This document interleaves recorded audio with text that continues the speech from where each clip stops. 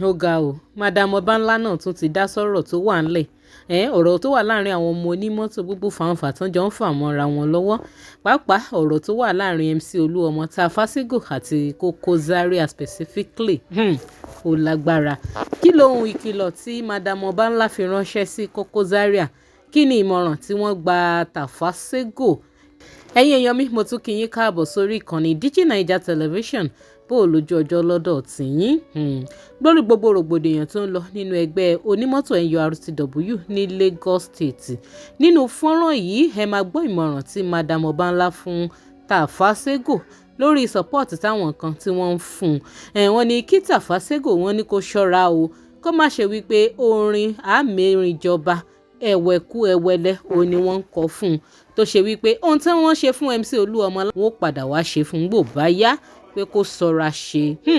Ẹ wo ọ̀rọ̀ yìí ò gbẹ̀nù tán ṣé ni madam ọbànlá tún sọ òkú ọ̀rọ̀ ránṣẹ́ sí Koko Zaria wípé ohun tó ṣe ó kù díẹ̀ káàtó lórí gbogbo ohun tó wà ńlẹ̀ yìí. Ẹ wo ẹ jájọ bo fọ́nrán yìí ká tún jọ gbọ́ ẹ̀kúnrẹ́rẹ́ àlàyé lẹ́nu madam ọbànlá kẹ́sì má bá mi fèpínìyàn yín náà sí comment. Ají Koko Zaria bàbá àbèjì ẹ̀yin lọ̀rọ̀ mi mo fẹ́ ra bá yín sọ̀rọ̀ díẹ̀.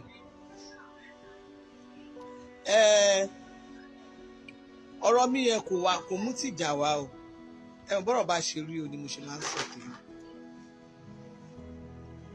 Mo rí fídíò yìí kan tẹ́ ṣe lánàá tẹ́ lọ kí Alhaji Sego Alhaji Sego incoming chairman National Union Lagos State. Mo rí fídíò yẹn lórí afọ́n tó ń ṣe káàkiri táwọn èèyàn ń pè ẹ̀yin èèyàn mi, even people doesn't know Kúdẹ̀tì pé òun ni deputy Alhaji Musiliu Ayinde Akínsànyà, but people thought you Koko Zaria you are his deputy. Wọ́n believe pé ẹ̀yin ni 5 and 6 wọn. Kò sí nǹkan tó burú pé èèyàn lọ play loyalty pé àbí pé ẹ lọ kíyàn. Torí mi ò believe pé ẹ lọ show loyalty sí Alhaji Sego. Alhaji Sego, mo fẹ́ sọ kinní kan fún yín, ẹ̀yin Kúdẹ̀tì àti MC Oluomo ìjókòó mẹ́ta lẹ́yìn mẹ́ta ń jókòó. Mo fẹ́ kẹ́ jókòó kẹ́ jọ wo ìjókòó ẹ̀yin mẹ́tẹ̀ẹ̀ta. Kẹ́ jọ wo ìpàdé tẹ́yin mẹ́tẹ̀ẹ̀ta jọ máa ń ṣe. Kẹ́ wò pé ìgbà tí gbogbo àwọn èèyàn tẹ́ bá jọ sọ ẹ̀yin mẹ́ta ẹ̀ lẹ́ máa jọ jókòó ibi nǹkan tẹ́ bá jọ decide ni. Ẹ mọ̀ pé ẹ̀yin mẹ́tẹ̀ẹ̀ta yẹn ni. Torí èmi ò ní òótọ́ ọ̀rọ̀ èmi máa sòótọ́ ọ̀rọ̀ fún yín fún ẹ̀yin mẹ́tẹ̀ẹ̀ta yẹn. Bọ̀ tí ẹ̀yin mẹ́tẹ̀ẹ̀ta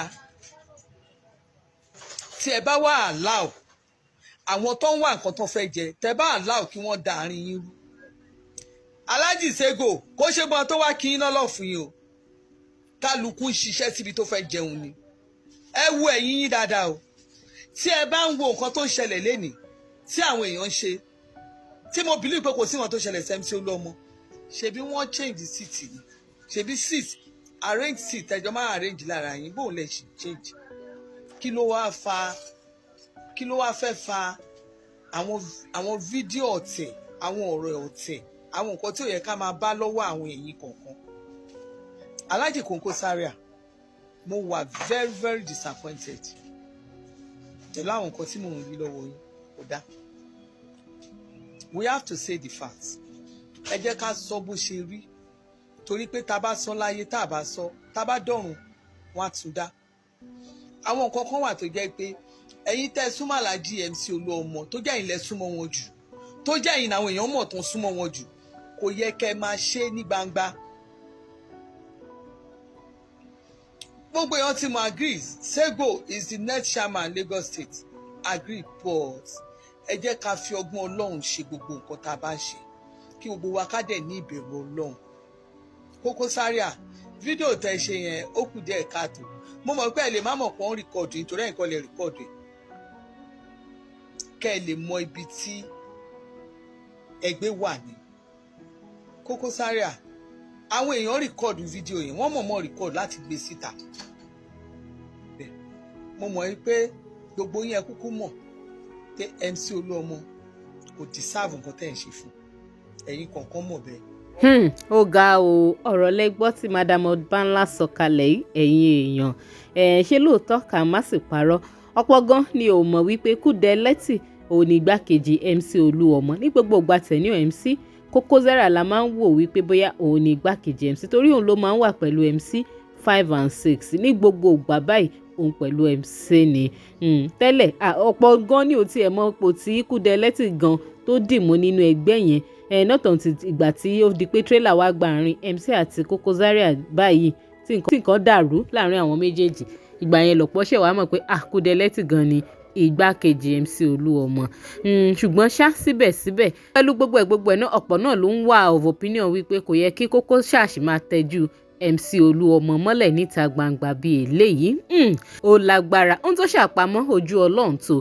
Kí lè ro tiyín ẹ máa jù sí comment. Ẹ má gbàgbé láti máa bá mi follow DIGINAIJA online lórí Facebook. Link tó wà ní comment section fídíò yìí máa gbé yín lórí page wa. Gbogbo ẹ̀yin tẹ́ ṣe ń darapọ̀ mọ́ wa náà lórí YouTube. Ẹ máa bá mi follow, ẹ like, ẹ comment kẹ́ sì máa bá mi share fọ́nrán yìí.